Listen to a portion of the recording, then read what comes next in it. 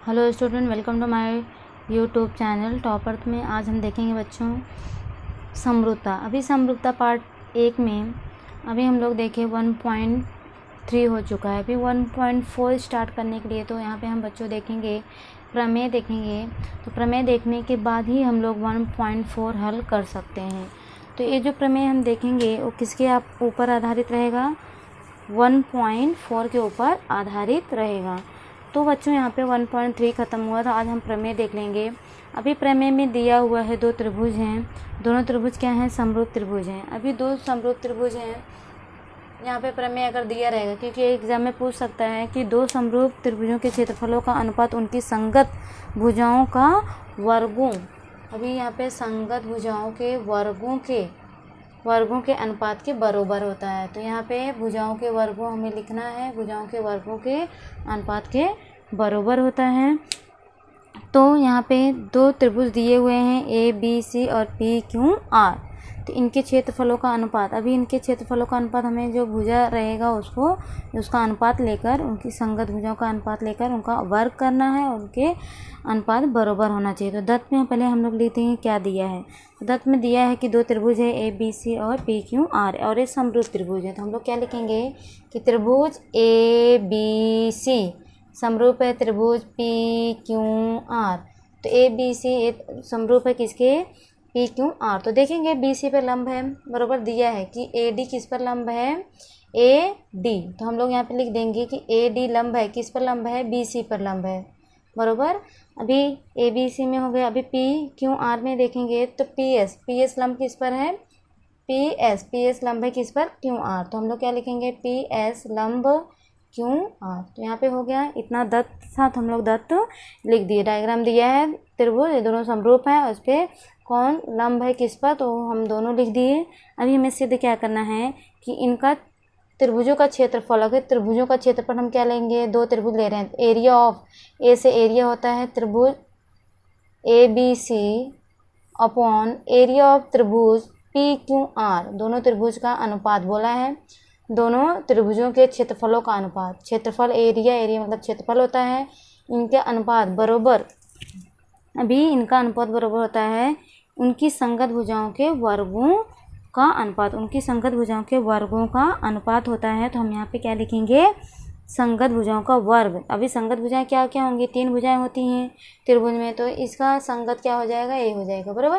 AB का संगत क्या हो जाएगा? PQ हो जाएगा। BC का संगत QR हो जाएगा और AC का संगत PR हो जाएगा। तो हम अभी संगत भुजाएं ले लेते हैं स्क्वायर करके। AB का स्क्वायर और बटे में क्या हो जाएगा? PQ का स्क्वायर हो जाएगा, बराबर। और BC का, अभी BC का संगत क्या होगा? BC का संगत QR होगा। BC का संगत QR हो गया। BC का स्क्वायर बटे में QR का स्क्वायर, बराबर। अभी AC का स्क्वायर बटे में PR का स्क्वायर। AC का स्क्वायर और बटे में क्या हो जाएगा? PR का स्क्वायर, बराबर। हम लोग यहाँ क्या लिख दिए? उनकी संगत भुजाओं का वर्गों का अनुपात हम लोग क्या कर दिए? यहाँ पे लिख दिए। यही हमें क्या करना है? सिद्ध करना है। बोला है उनकी संगत भुजाओं का वर्गों के अनुपात के बराबर होता है क्या? क्षेत्रफल किसका? दोनों त्रिभुज का क्षेत्रफल, बराबर। अभी ये हमें सिद्ध करना है। तो अभी हम उत्पत्ति में लेते हैं और सिद्ध करते हैं, बराबर। अभी 2 त्रिभुज हम ले लेते हैं। कौन सा? यही दोनों त्रिभुज। एरिया ऑफ त्रिभुज ABC अपॉन एरिया ऑफ त्रिभुज PQR। अभी इन दोनों त्रिभुज में अगर हम देखेंगे, अगर हम त्रिभुज का क्षेत्रफल बराबर क्या होता है? 1/2 आधार गुणे ऊंचाई। तो 1/2 आधार गुणे ऊंचाई अगर हम बच्चों लेंगे तो ऊपर भी 1/2 लिखेंगे और नीचे भी 1/2 लिखेंगे। तो 1/2 कट जाएंगे, मतलब 1/2 और 1/2 क्या हो जाएंगे? कट जाएंगे। तो आधार गुणे ऊंचाई बचेगा, बराबर, क्योंकि क्षेत्रफल बराबर होता है आधार गुणे ऊंचाई। तो यहाँ इसका पहले का आधार क्या होगा? BC होगा, ऊंचाई क्या होगा? AD होगा। तो हम लोग क्या लिखेंगे? BC गुणे AD। BC गुणे AD हो गया, बराबर। अब BC गुणे AD हो गया किसका? त्रिभुज ABC का। और अभी PQR में देंगे, आधार क्या होगा? बेस क्या होगा? QR होगा और ऊंचाई क्या होगा? PS होगा। तो इसलिए हम लोग क्या लिख देंगे यहाँ पे? QR और गुणे PS, बराबर। हाइट PS होगा और जो बेस होगा वो क्या होगा? QR होगा। यहाँ पे हम लोग इतना लिख दिए। अभी हम लोग क्या करेंगे? इसको मतलब हम क्या एक साथ में लिखें तो इसको हम अलग अलग भी लिख सकते हैं। कैसे? BC बटे में QR और गुणे में AD, AD और बटे में क्या लिख सकते हैं, PS हम लोग ऐसा लिख सकते हैं। और इसको हम समीकरण नंबर 1 भी रख सकते हैं। अभी होगा समीकरण नंबर 1। अब हम देखेंगे यहाँ पे लंब, यहाँ पे क्या है, यहाँ पे लंब डाला गया है, यहाँ पे लंब है कौन, AD, लंब है किस पर, BC। तो यहाँ पे 2 त्रिभुज बट गए हैं, 1 और 2, बराबर। तो अभी हम क्या करते हैं, अभी जो लेफ्ट हैंड साइड का A वाला त्रिभुज है, A वाला और A वाला त्रिभुज हम क्या करेंगे, लेंगे। अभी इस त्रिभुज में हम देखते हैं कौन सा कोण किसके बराबर है। तो ADB मतलब कौन कौन से त्रिभुज लेंगे, त्रिभुज ADB, त्रिभुज ADB या ABD, ABD तथा त्रिभुज PQS। अगर हम ABD लेंगे तो हम लोग यहीं से इसका भी शुरू करेंगे, PQS मतलब दोनों का हम लेफ्ट साइड का त्रिभुज ले लेंगे। तो अगर हम इसमें देखेंगे इस त्रिभुज में, तो देखेंगे तो यहाँ पे कोण, जो कोण बन रहा है इस त्रिभुज में, इन दोनों त्रिभुज में देखेंगे जो कोण B बन रहा है वो किसके बराबर हो जाएगा, कोण Q के बराबर है, ये दिया हुआ है। तो हम लोग क्या लिखेंगे, कोण B बराबर है किसके, कोण Q के बराबर है, क्योंकि यहाँ पे दत्त मतलब दिया हुआ है, इसलिए हम लोग क्या लिख देंगे, ये दोनों कोण बराबर हो जाएंगे। तो अभी 2 कोण बराबर हो गए। अभी एक और एक कोण बराबर हो रहा है, कौन सा, कोण D पर। यहाँ पे देखेंगे तो 90 अंश का कोण बना है, सीधा यहाँ पे ऊंचाई पे 90 अंश का कोण बनता है, ठीक है। दोनों साइड इधर भी बनेगा, इधर भी 90 अंश का बन रहा है, और इस पे देखेंगे तो इस पे भी 90 अंश का बनेगा, ठीक है। तो यहाँ पे D पर 90 अंश का बन रहा है और इधर किस पे, S पर 90 अंश का कोण बना है। तो हम लोग लिख देंगे कि कोण ADB, क्या लिखेंगे, कोण ADB ये बराबर हो जाएगा कोण, अभी ADB लिए तो PSQ लेंगे, कोण PSQ, ये दोनों बराबर है। और इसका कितना अंश का है, 90 अंश का, या हम लोग समकोण, प्रत्येक कोण समकोण भी लिख सकते हैं, बराबर। अभी जब हम लोग 2 कोण देख चुके हैं, कोण A और कोण A, ये दोनों कोण हम लोग देख लिए, तो को कसौटी से ये दोनों त्रिभुज क्या हो जाएंगे, ये दोनों त्रिभुज क्या हो जाएंगे, समरूप हो जाएंगे। तो हम लोग लिख देंगे, इसलिए को कसौटी से क्या लिखेंगे, को कसौटी से, को कसौटी से क्या हो जाएगा, दोनों त्रिभुज क्या हो जाएंगे, समरूप हो जाएंगे। तो हम लोग लिख देंगे त्रिभुज ABD समरूप त्रिभुज PQS, मतलब दोनों त्रिभुज समरूप हो गए, ठीक है, क्योंकि 2 कोण थे, को कसौटी से दोनों त्रिभुज क्या हो गए हैं, समरूप हो गए हैं। तो अब हम यहाँ पे देखेंगे, अगर समरूप हो जाता है तो इसकी संगत भुजाएं क्या होते हैं, अनुपात में आ जाते हैं। अभी यहाँ पे समरूप होने के बाद AD, अभी भुजा हम क्या लेंगे, पहले AD ले लेते हैं। AD बटे किसके हो जाएगा, AD बटे PS के हो जाएगा, बराबर। AD बटे में हम क्या लिखेंगे, PS लेंगे। और कौन सी भुजा ले लेंगे, एक भुजा और लेते हैं हम लोग, AB ले लेते हैं। AB रहेगा तो PQ रहेगा, बराबर। तो AB और बटे में क्या रहेगा, PQ। अभी ये दोनों क्या हो जाएंगे, बराबर हो जाएंगे, ये दोनों बराबर हो जाएंगे। यहाँ पे हम लोग क्या लिख देंगे, समीकरण नंबर 2 लिख देंगे, बराबर। अब समीकरण नंबर 2 हो गया। अभी हम देखेंगे, लेकिन हम देखे थे कि ये कौन सा 2 त्रिभुज हम लोग पहले लिए थे, त्रिभुज ABC, यहाँ पे दत्त में दिया हुआ कि त्रिभुज ABC और त्रिभुज PQR AB क्या है, समरूप में है। तो हम लोग यहाँ क्या लिख देंगे कि परंतु क्या है कि दोनों त्रिभुज, कौन कौन से त्रिभुज, कौन से त्रिभुज, ABC बड़ा वाला त्रिभुज एक किसके समरूप है, PQR के, त्रिभुज PQR के क्या है, समरूप हैं।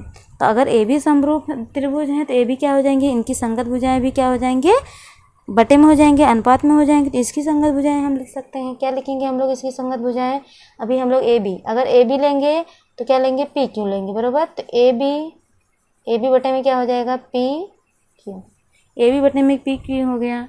और फिर क्या हो जाएगा, अगर BC लेंगे तो BC लेंगे तो इसका QR लेंगे, BC बटे में QR। और अगर AC लेंगे तो इसका क्या हो जाएगा, PR हो जाएगा। तो AC बटे में क्या हो गया, PR। ये क्या हो जाएंगे, समीकरण नंबर 3 हो जाएंगे, ठीक है।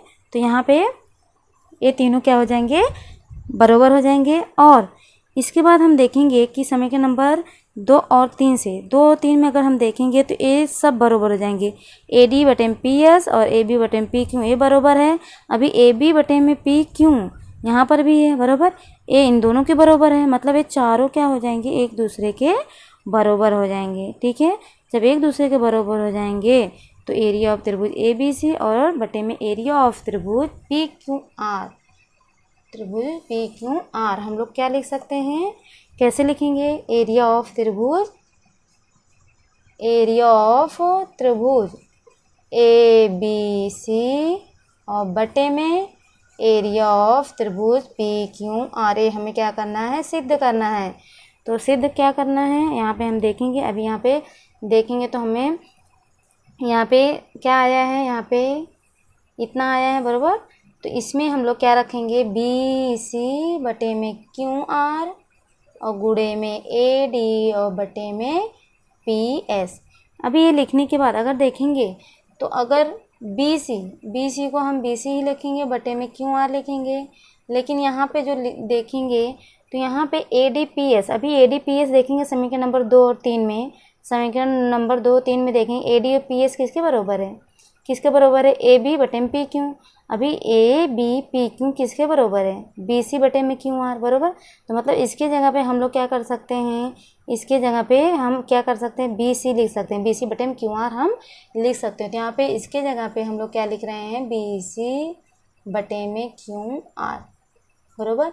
अब इन दोनों को गुणा कर दो, दोनों को बी सी बराबर हो गए। अब इन दोनों को अगर हम गुणा करेंगे तो बी सी का स्क्वायर हो जाएगा और क्यू आर का स्क्वायर हो जाएगा बराबर। अभी स्क्वायर में आ गया है क्योंकि यहाँ पे हमें स्क्वायर में सिद्ध करना है बराबर। अभी बी सी का स्क्वायर बटे में बी सी का स्क्वायर बटे में क्यू आर का स्क्वायर आ गया बराबर। तो हम इसका भी स्क्वायर कर सकते हैं, ए बी का बटे पी क्यू का स्क्वायर, ए बी स्क्वायर हम लोग कर सकते हैं, लिख सकते हैं। तो यहाँ पे हम बराबर, क्योंकि तीनों बराबर हैं तो हम तीनों लिख सकते हैं। ए बी यहाँ पे हम लोग ए बी लिख सकते हैं, ए बी बटे में ए बी का स्क्वायर और बटे में पी क्यू का स्क्वायर बराबर, और बटे में ए सी बटे में पी क्यू का स्क्वायर भी लिख सकते हैं। तो ये किससे, समीकरण नंबर किससे देखें हम लोग, समीकरण नंबर 2 और 3 से, समीकरण 2 तथा 3 से यहाँ पे क्या हो गया है, यहाँ पे सिद्ध हो चुका है कि त्रिभुज A B C, area of त्रिभुज A B C upon area of त्रिभुज पी क्यू आर बराबर कितना आ गया, बी सी का स्क्वायर बटे में क्यू आर का स्क्वायर बराबर ए बी का स्क्वायर बटे में पी क्यू का स्क्वायर। मतलब ये अपना सिद्ध हो चुका है। यहाँ पे सिद्ध करने के लिए बोला गया था, अभी सिद्ध हो चुका है बराबर। यहाँ पे आ गया बी सी का स्क्वायर क्यू आर का स्क्वायर और ए बी का स्क्वायर पी क्यू का स्क्वायर आ गया है, और तीसरा भी हम लोग लिख सकते हैं बराबर करके बराबर। यहाँ पे सिद्ध हो चुका है कि दो समरूप त्रिभुजों के क्षेत्रफलों का अनुपात, दो त्रिभुजों के क्षेत्रफलों का अनुपात उनकी संगत भुजाओं का वर्गों के अनुपात के बराबर होता है। तो बच्चों अगर कुछ भी प्रॉब्लम रहेगा तो आप कमेंट कर सकते हैं। धन्यवाद।